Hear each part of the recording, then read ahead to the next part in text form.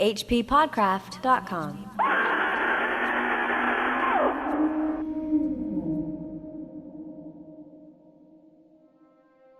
Krantz, you said that there were events in your own life, or connected with it, which would corroborate the mysterious tale I confided to you.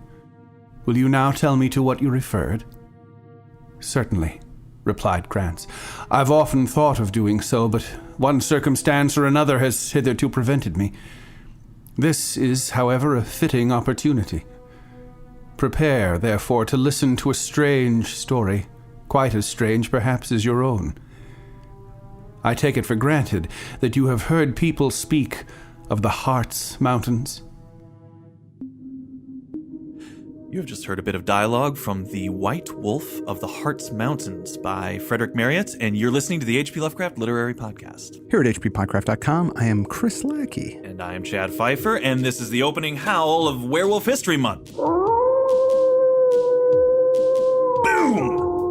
That is amazing. We are here, finally. A lot of people seem pretty excited about this. What's not to be excited about? There were some good Monster Party 2014 posters up on Facebook. I saw those, yes. Yeah. We're joined again by fantastic reader Andrew Lehman. Man, he's bringing the thunder. He's bringing the thunder. Thought that'd be a great way to kick off this event. Speaking of which, if you're in America, the Super Bowl was just this past weekend. Mm-hmm. I watched a little of it. It was a pretty boring game. Seattle shut Denver out really quickly. All right. And then the ads were also really dull for Super Bowl ads. Oh. And I thought, this might be our chance to eclipse the popularity of the Super Bowl with Werewolf History Month. Yeah. This could be the new premier event. Yeah. And I don't mean just our shows, but, you know, our advertisers too. Oh, Pfeiffer, this week's advertiser is Modifius Entertainment. And they're the awesome game company that brought you Octoon Cthulhu. That's how I know them. Well, I backed that project, and I'm so glad I did. Beautiful books, awesome writing, awesome artwork. They do great, great stuff. Well, they're producing a third edition of Mutant Chronicles. I'm not too familiar with that game, but I recall it being a big deal like in the 90s? That's right, yeah. It was a big 90s thing, and it had a board game, a role-playing game, right, a video game, and a movie. I mean, it was a movie that had Thomas Jane, John Malkovich. Oh, yeah, the Mutant Chronicles. I do remember that. It's a bad movie. I met the director, and I did a workshop, and I found out he was the director of it, and he was talking about it. He goes, I did this movie, Mutant Chronicles. I didn't have any say over the script, and it was a really bad script. And he did, visually, it's pretty impressive, and he did a great job with it. And I was talking to him a long time, and he goes, yeah, it's based on this crazy role-playing game. Have you heard it? Do you know what a role-playing game is? And I'm like, do I? If he only knew. I'm like, oh yeah, I know about Mutant Chronicles. Well, anyway, they're doing a third edition of it, and it's this really cool it's futuristic. It's diesel punk, I guess is the best way to describe it, because there are these invading undead alien things that sort of zap away technology. So they're using this sort of old tech to fight these monsters. Now that's the setting of Mutant Chronicles. This third edition of it is before the mutants invade. So it's sort of a more investigation style. Okay. So and it's more kind of Call Cthulhu-y, because there's these cults and there's weird religion stuff and there's this strange tech, and it's going to be pretty cool. If you look at the Kickstarter, go to it. They're already successful. So if you want to get involved now. There's a bunch of stretch goals. It's just really cool Kickstarter. Watch the video. It will sell you, I promise. Yeah, I watched the video and it was really cool. And I got the Lovecraftian influence right away. Yeah. You know, and it's got a neat look. The different types of characters that were in it and stuff seem like something that people are really going to like that listen to our show. So definitely we'll put the Kickstarter in our show notes. Go check it out. Throw a couple bucks their way. It's going to be a cool product when it's successful and done. All right, let's get on to the White Wolf of Hartz Mountain, a.k.a. the werewolf. That's right. Lovecraft, in supernatural horror and literature, he didn't have too much to say about this story, but this is the excerpt of what he wrote.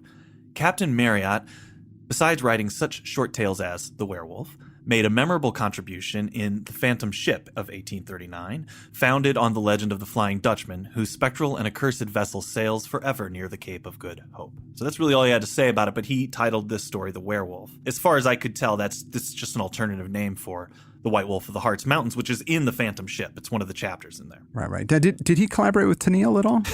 Hey, man, you know the captain and Tennille are breaking up? What? Did you hear about that? No. Yeah, the captain and Tennille, the 70s, Love Will Keep Us Together. I guess yeah. Tennille filed for divorce. Oh. I know. It was pretty upsetting, but here's the nugget about it that really blew my mind. When I was reading the article about it, it said the captain, whose real name is Daryl Dragon, decided that he blah, blah, blah. After that, I was like... Daryl Dragon? Wait, stop. Are you telling me that this guy has been in pop music this long and going by the captain when his name is Daryl Dragon? I would have like a kung fu disco group. Yeah. I mean, come on. Yeah, that's amazing. I had no idea his name was Daryl Dragon. Yeah, well, I theorize that might be something going on there. You know, maybe he's upset that he's had to go by the captain for so long. But this guy, all right, Frederick Marryat, the reason that he's called the captain is because he was actually... he was a naval captain. I'll give you some quick bio on him. He's a pretty interesting guy. Born 1792 in London. This I thought was interesting. Marryat entered the Royal Navy in 1806, so he's about 14 years old. He'd already tried to run away to sea several times. Wow. So this is somebody who's just got the ocean in his blood. He just wants to get out there. Right. Over the next 24 years, he went all over the world and eventually became a captain. His first novel was called The Naval Officer, and he resigned a year after its publication because he wanted to be a full-time writer. Mm-hmm. And all of his books were basically about sailing and the things that he had seen while he was on his travels. He wrote about a novel per year. Mr. Midshipman Easy was probably the one that was most successful. When he was living in London as a writer, he was friends with Charles Dickens, so he had some esteemed company there. Oh, I knew he was a contemporary. I didn't know they actually knew each other. Yeah, they would bang around together, and then later he moved to the country and he continued to write, doing some children's books. Although I definitely don't think this story that we're covering today would have fit in with the children's literature. No, sir. No. He died in 1848. He's kind of thought of as the best of the seafaring story, and was a big influence on Joseph Conrad and Ernest Hemingway. Right. That's our story today. I'm pretty excited that we're reading something that's genuinely by a sea captain. It's a dream come true. The White Wolf of the Hartz Mountains is what most people call this now. I just we're going to call it that, even though Lovecraft called it the Werewolf, because I want to make sure that we don't confuse it with the story from last year. Even though there's a couple similarities. Yeah, we'll both feature female werewolves. When we see the female werewolf, when she pops up in the story here, spoiling, of course. Yeah. She's got like white fur that she's wearing and stuff as well, which was what the other lady was wearing. Yeah. Although I would say, now White Fell. I mean, that was tragic. The Werewolf by Clemens Hausman that was a tragic story, but this one is a far darker kind of tragedy. Oh my God, yeah. Except for the pretty comical end. Right. There's a punchline at the end, definitely. He mentioned the book, The Phantom Ship, Lovecraft did. I thought it was important that we kind of get the context before we jump in here. Sure. The entire book is about this guy, Philip, who's on a quest to save his father, okay? Who's been doomed to sail as the captain of the Phantom Ship. It's a punishment that the father's experienced because he killed a crew member. He made some kind of rash oath to the heavens. Mm-hmm. And so that's sort of the context. Philip's going around trying to find the Phantom Ship and save his father from having to sail it. But the theme of what happened to his father seems to also be present in this story. Yeah. And what that means exactly, I think, is going to be mostly what we're trying to figure out. Right. As we go through this. As we do this. And we're going to take 2 weeks to do this story. Judging from how far along we already are, I think we're going to break this into 2. You read a slightly different version than I did. I did. My version of the story had this beginning, which is about these 2 guys in this boat leaving this island, and they got a supply of foods. They left a bunch of other soldiers on this island with a bunch of gold. They're going to fight over the gold. They said as they were leaving, there was already an altercation. They just don't want any part of whatever's going on in this island. It's not explained exactly what happened, but they're leaving because they know things are going to go south. And they want to try and get home. They've got a month's worth of rations. And I'm like, what is going on in this story? It isn't. And I felt like, well, I knew that it was part of a greater collection of stories and that it must tie into this big arc. And I was wondering how long it would be before we actually got to the real story, which it's not too long. It's not too long at all, really. It's a couple paragraphs where they describe that altercation that you talked about, where they're taking coconuts and loading up their boat because they need supplies, and the soldiers on the shore are fighting over this gold and don't even care what they're doing. Yeah. But what I downloaded the story, you can get it for free from Kindle, or from the Amazon store. I downloaded it to my Kindle, and all of that stuff is taken out because I think this story was lifted from the book and republished in lots of different anthologies and things. So I think I read that version. And that whole story you heard about the soldiers and the gold is summed up in my version. It just says, before noon, Philip and Krantz had embarked. That's it. They don't tell you any of that other stuff. So I was confused when I opened this up. But the story that I linked out to from our show notes is going to be the one with the larger intro in it. So just be aware that it's a continuing story from the book. The 2 characters are introduced there, right? Philip and Krantz. Right, yeah, and they have a long conversation about good and evil and how there are good spirits and evil spirits and how they affect the real world. Well, the beginning, what we heard from Andrew reading in the beginning there was basically, I believe what Philip had told Krantz was the story of how he was searching for his father on the ship. Mm-hmm. I'm assuming that's the story he told him. Right. And Krantz has said, I have one that's just like that, actually. That's the story that we're going to hear. But this little discussion they have, I thought had an interesting kind of theological premise before we hear the story. Okay, sure. Hopefully will help us figure out the events and the theme, because I'm still struggling with why the things that happen in the story happen. Yeah. Or what the author meant from it, or if there was any intention at all. But I think what Philip is saying here is that evil spirits are real, and they're after us, and they influence us. Mm-hmm. So we have evil natures, all of us, that we have to deal with, but then also there's these malevolent spirits after us. But if that's true, then it must also be true that there are good spirits that are influencing things to our advantage and trying to help us. And since we're influenced by both negative and positive spirits, at the end of the day, it's still just man that matters. I think he says, man is still a free agent, as his own virtuous or vicious propensities must ever decide whether he shall gain or lose the victory. His premise is that, yes, we are acted upon by outside forces, but at the end of the day, man is still the most important thing, and your decisions are what matter more than anything. I thought that was interesting. I don't know how that really plays out in this story. For them to have had the discussion right before this, I think it's the key to decoding what happened here. All right. But I just don't know why. We'll talk about it. Okay, well, so let's just get on to the story. What does Krantz tell him in the boat? What happened? He's from Transylvania, and his father was a serf, and he was married. He had 3 children. His older brother, Caesar, Herman, which is the guy telling the story. Krantz, that's his first name, Herman. And Marcella, who's his younger sister. Okay. Now, the local lord, because his mom was so beautiful, the local lord took a fancy to her, sent his dad off to do some work or some labor out of town. Yeah. Dad got done early, came back, found out his wife was digging the lord, and they were hooking up together. He got so angry about that he killed them both. Being a serf, you can't kill people even if you're justified in your killing. I don't think that is a justifiable killing, in my opinion. You know, if your wife's cheating on you, then just divorce her. Don't kill her.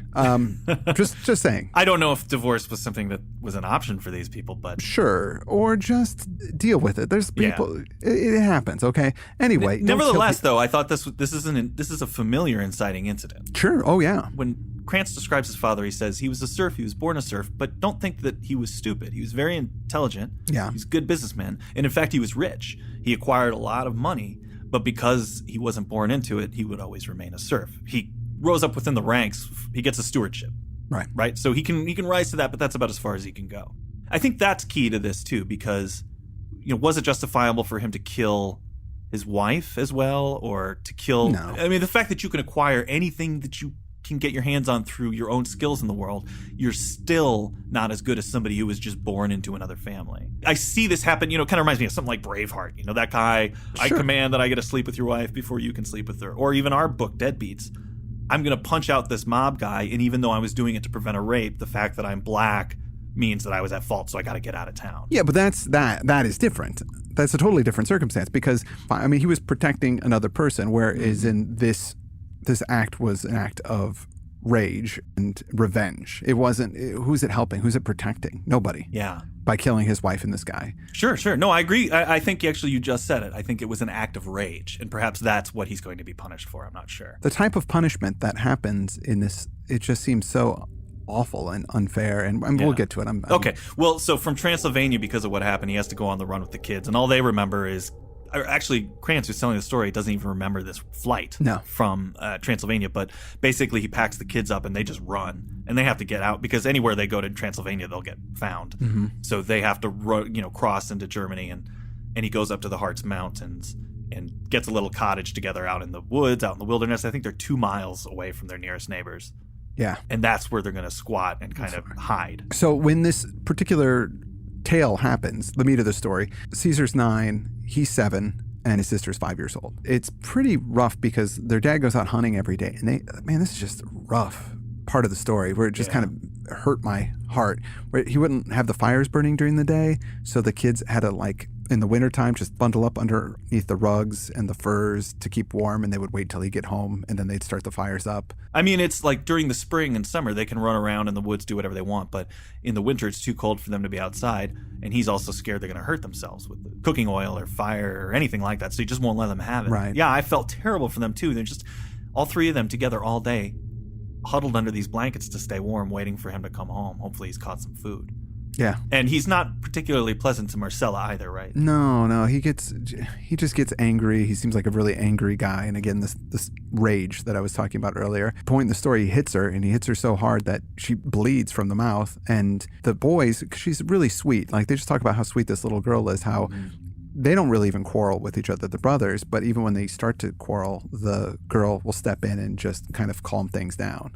Yeah. And they're really protecting each other from obviously an abusive father. And it's just terrible. Like, this whole setup is just, I really feel for these kids. There was a piece of writing here that especially made me feel bad because they describe how they have to stay in the cold all day, and then he comes home one night and he's upset, as you said, he hits the girl. And then when they hear this howling by their cottage, and he hasn't caught anything all day, that's the reason that he's upset. He grabs his gun and he leaves. So they're in there waiting for him and waiting and waiting.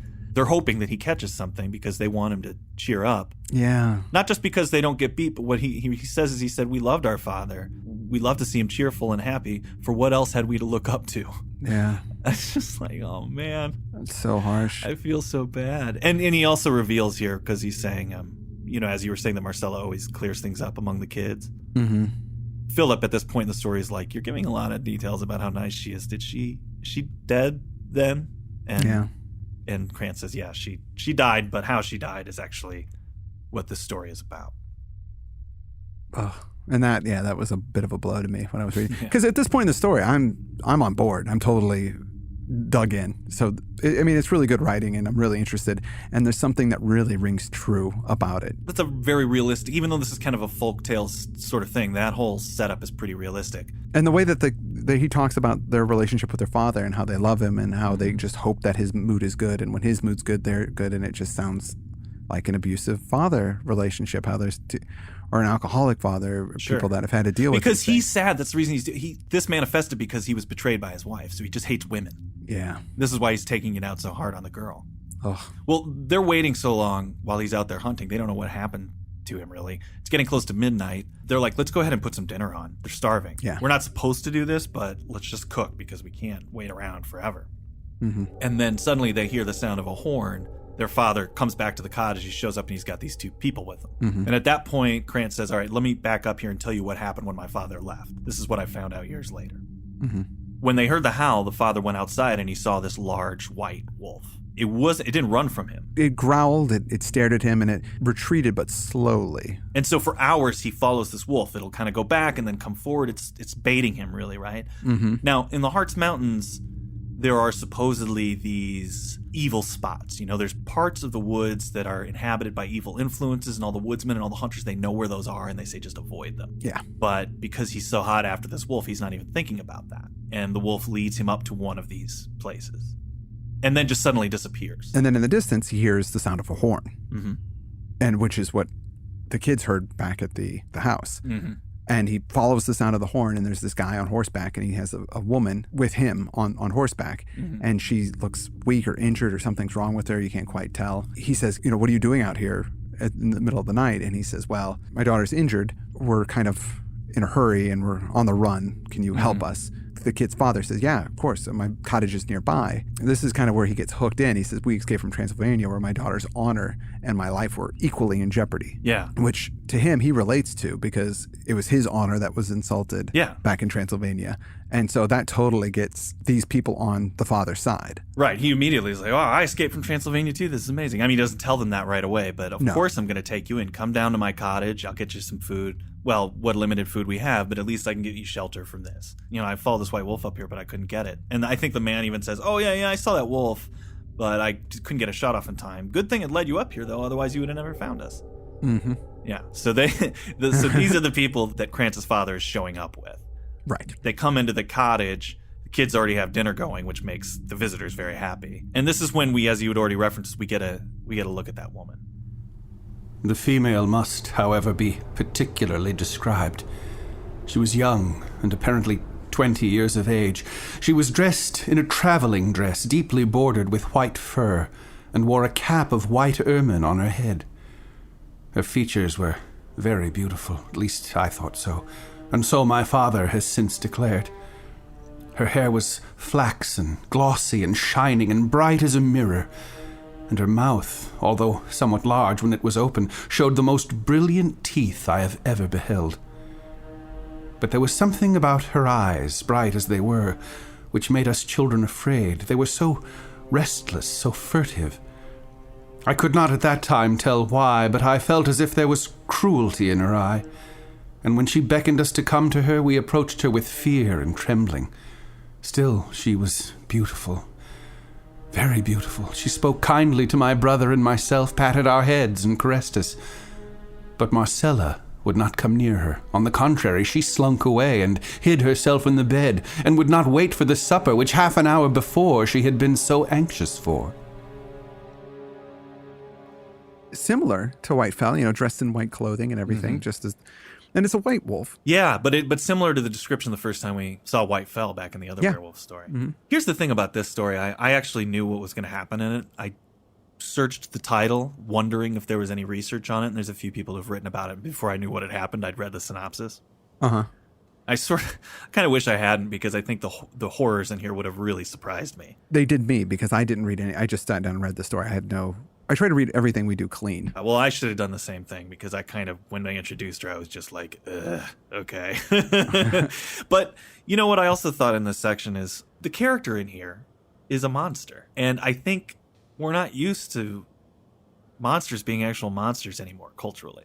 Werewolves are pretty much like they're good guys in movies and stuff. Even if it's a movie where the werewolf is the monster, it's mostly terrorizing the person who is the werewolf, if you know what I mean. Like they're trying really hard to take over that bestial nature. They don't want to become the werewolf. No. If it's something like Dog Soldiers or something, they're crazy monsters. They don't have any calculation to them at all. They're just come eat you. Right. This werewolf does something that's like demonic. Like it makes a calculated choice to do the most anti-human like thing. Sure. It's a mother figure who comes in and kills. I mean, we should tell people anyway, there's child murder in here if you don't already get the whiff of that. No, it's pretty brutal and horrific, so yeah, be warned. To me, she's so evil. She's such a monster. It's almost something that I'm just not used to. But I just feel like when I see a werewolf in anything now, they're always kind of relatable, whereas this is classical monster. There's no, I'm only evil because I was hurt or something bad happened to me, and I don't really want to be evil, but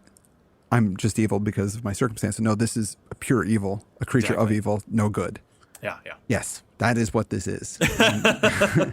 You don't relate to it at all because it is just horrible. Well, they come in, the father gets them their food, and he sits with the other man, and they talk by the fire, and they give the woman his bed, which is close to the bed the children sleep in. Right. So yeah, the children and the woman all go to sleep, and the two men stay awake by the fire, and they keep talking to each other, and they find out through their conversation that they are second cousins. Yeah. And because he reveals, hey, I'm on the run from Transylvania too because I killed my wife and her lover. And he goes, wait, no, that's you? I'm your cousin. I'm your cousin Wilfred from Barnsdorf. Yeah. And they're like, oh my gosh, they get so excited, and they hug each other, and they drink some more, and it's like everything's great. It's great for them, but over in the bed, Marcella trembles all night. Yeah. And everybody's getting along so well that the two men go, hey, you know what? You guys are on the run. Why don't you stay in our cottage? It's going to be fine. Move in for a while. And the kids hear that. And they're like, oh, hell no. Yeah, well, especially Marcella. She says, oh, brother, I cannot bear to look upon that woman. I feel so frightened. She knows something is up. Off, yeah. However, the two men now every day are going out to hunt together, and they're leaving the kids with Christina, who is the woman. Right. Yeah. They name her here.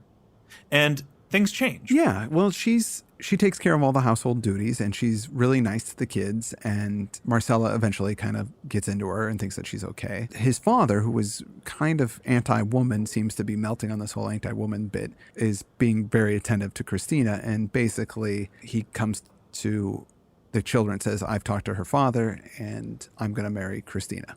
Yeah. and it's been arranged. That's what's gonna happen. Yeah, they're gonna get married, but they're so far out. There's no church they can go to, or there's nowhere they can get this sanctified, this marriage. Yeah, exactly. So the father of the woman says, "Hey, you know what? We're gonna do kind of a special saying. We're gonna say some words. You know. I know you're Christian, but the pagan stuff's still good to us, and it feels like it's gonna mean something. So let's just say these words." Yeah. And the dad's like, well, why do we have to do this? This is weird. He goes, well, look, hey, I'm giving you my daughter. Okay. Can you just humor me on this? And he's like, all right, okay, sure. Yeah. Well, I'll say your words. Yeah. It was, I actually thought it was kind of a funny scene because he goes all right, you ready to take the oath? Great. By all the spirits of the Hartz mountains. And the father's like, what? I don't want to say that. He's like, well, if you don't want to say it, I guess I can take my daughter. And he goes, go ahead, proceed. Impatiently. Another flaw of the father's that's going to come back to haunt him because the oath he takes is not particularly... it's a little odd for a marriage oath. I swear by all the spirits of the Hartz mountains, by all their power for good or for evil, that I take Christina for my wedded wife, that I will ever protect her, cherish her, and love her, that my hand shall never be raised against her to harm her. And if I fail in this my vow, may all the vengeance of the spirits fall upon me and upon my children. May they perish by the vulture, by the wolf, or other beasts of the forest. May their flesh be torn from their limbs, and their bones blanch in the wilderness. All this I swear. So non-traditional ceremony. Now I'm kind of regretting that I didn't use those at my wedding. It would be kind of funny. The dad hesitates a little bit, but he repeats all the words. And when he does that, Marcella bursts into tears. Yeah. And he turns around and says, shut up. And she buries herself under the bedclothes. So that's the second marriage. Oh, and also Wilfred, who's the other hunter that he's related to. Christina's dad. Says, well, if you're going to marry my daughter, I don't need to be around anymore then. That's cool. Yeah. I'm just going to beat it.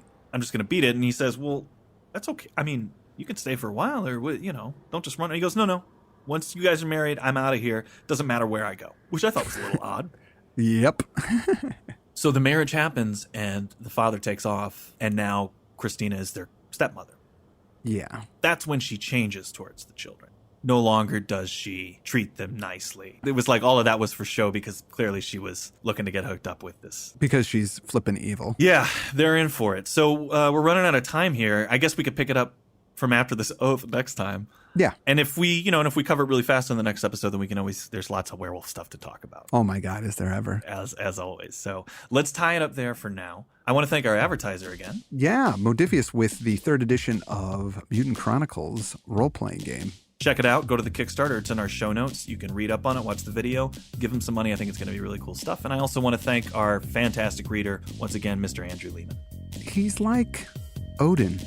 He is kind of like Odin. Yeah. Except he's got 2 eyes. And no ravens. He sleeps a fairly normal length of time, I believe. Yeah. But he's powerful. Like he's Odin. Powerful. Yes, that's exactly right. That's what I mean. Not physically or any other real way.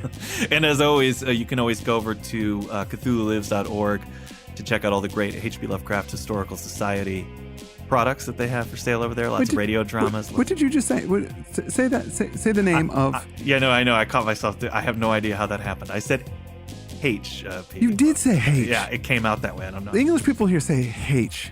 They do. That was an accident. I didn't mean to say it that way. That's so strange, though, that you do. Because I hear it here all the time, and it drives me crazy. Does it? Yeah, it's odd. H.P. Lovecraft. Well, it was an accident.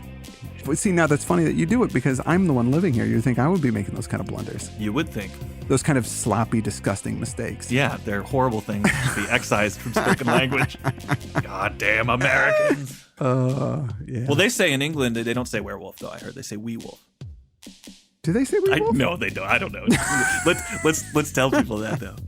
Let's get that one started. Yeah, if you ever are talking about that in England, make sure you go, wee wolf. They say it like that, too. High pitched. Wee wolf. It's British, man. I don't know. I'm going to do that, too. Whenever I say werewolf to people, I go, or as you would say, wee wolf. Yeah, or as you would say. It's like slightly condescending. Oh, the Brits. Well, I am so excited about Werewolf History Month. I am, too. I'm going to have to go back and check to make sure I don't repeat any of my werewolf facts. Yeah, we want new ones. Oh, that's right. We did list a bunch of werewolves. Yeah, we need new ones, new information. Well, it's 2014. The werewolf landscape has changed slightly. Oh my God, has it ever? Yeah, it's a different werewolfery world than it used to be. It's a wolf world. Well, that's all we got for this week, folks. We're going to be back next week with more Werewolf History Month. Thanks so much for tuning in. I'm Chad Pfeiffer. I'm Chris Lackey, and you've been listening to the H.P. Lovecraft Literary Podcast. At hppodcraft.com. hppodcraft.com.